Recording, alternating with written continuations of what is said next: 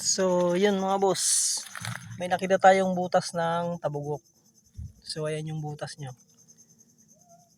Ito yung butas nyo. So, ngayon, try natin kung talagang epektibo yung napanood ko sa sa Facebook na ginagawa nila para lumabas yung tabugok. So, dinidikdik yung yung dahon ng hagunoy. Try lang natin kung legit talaga. Try lang natin kung talagang totoo. Napanood ko lang sa sa Facebook. So try lang natin kung talagang totoo. So yan yung dahon ng dahon ng hagunoy. Try natin kasi ito yung napanood ko lang. Try lang natin kung kung legit talaga. Dinidikdik tsaka pipiga doon sa sa butas ng tabugok. Ay hindi pala tabugok, tamala. So ganito. Ganito yung gagawin.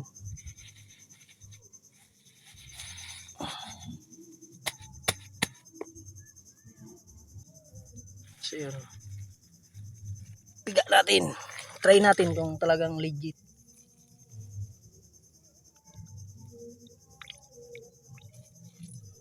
Yung katas niya. Wala namang mawawala. Try lang natin. Kung talagang gumagana talaga. Yan o. So try natin. So legit talaga mga boss o. Yan o. Gumapang na palabas o. Pero bumalik. Parang kulang ata. Bumalik eh.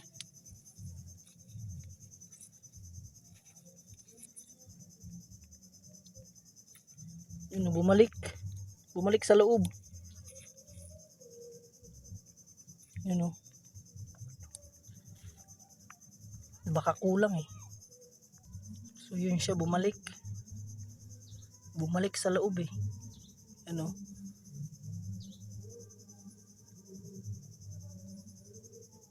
So try natin kung talagang lalabas maya maya. Bumalik sa loob, lumabas na sana. Kaso bumalik eh. So try natin maya maya. Kung talagang legit talaga mga boss oh. Lumabas talaga. Hayo! Lumabas talaga mga boss oh.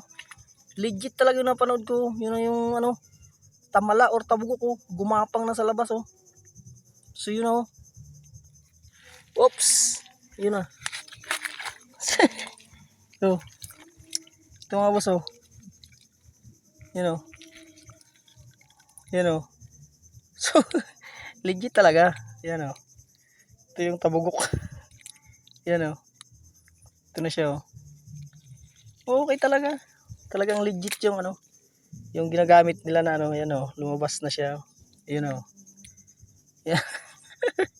Okay talaga oh. Legit talaga. Gumagana talaga yung napanood ko sa yan oh. So legit talaga mga boss. Labas talaga yung tamala or tabugok sa butas nyo pag nilagyan ng dinikdik na hagunoy. So yun mga boss, legit.